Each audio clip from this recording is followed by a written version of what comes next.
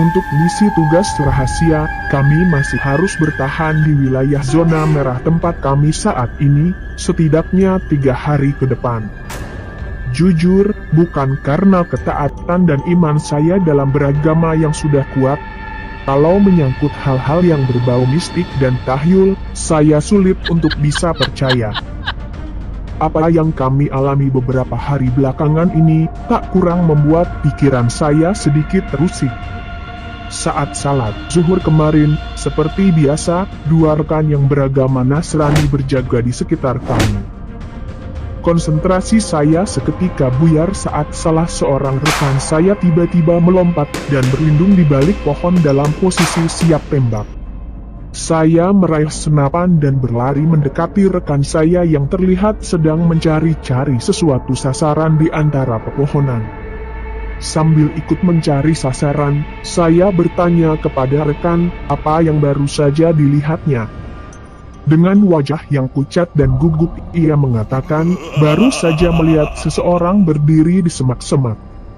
Menurutnya, orang tersebut memakai seragam TNI lengkap dan membawa ransel besar di punggung. Namun seragamnya terlihat tidak lazim dipakai TNI saat bertugas di area hutan lebat, khususnya yang bertugas di Papua.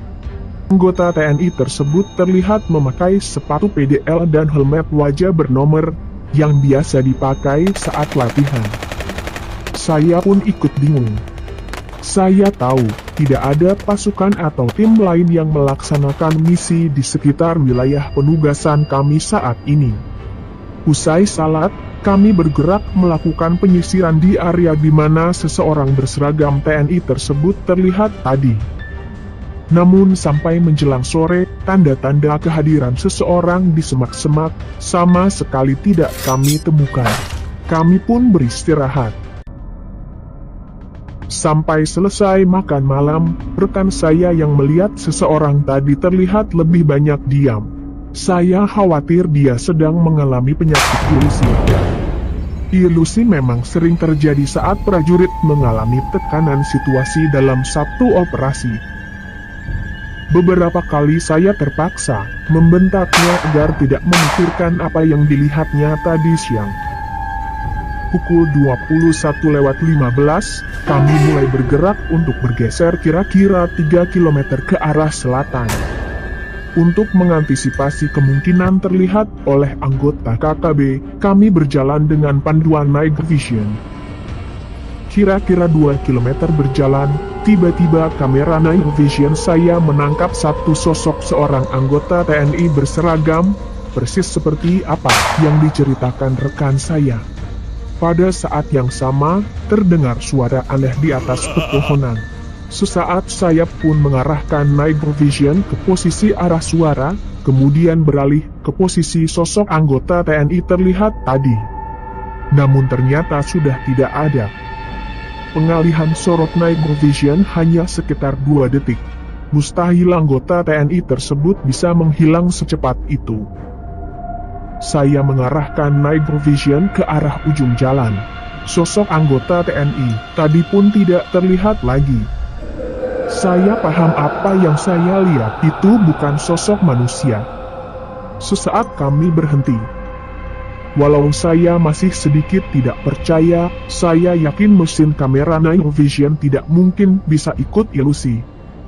Bagi saya hal ini menjadi suatu warning. Kami memutuskan untuk kembali ke posisi semula.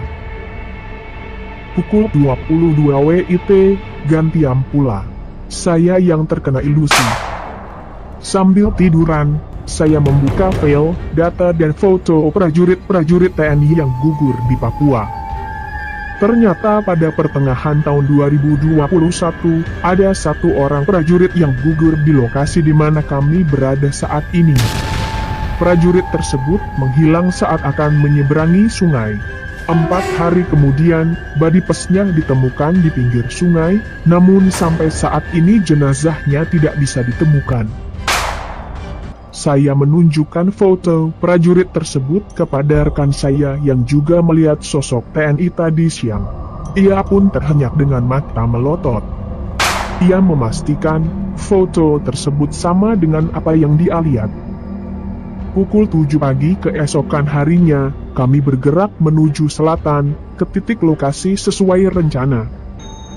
Saat melintas di titik di mana sosok anggota TNI tersebut tertangkap kamera night vision tadi malam, kami berhenti. Persis di posisi dia terlihat berdiri, saya tancapkan satu bendera merah putih kecil.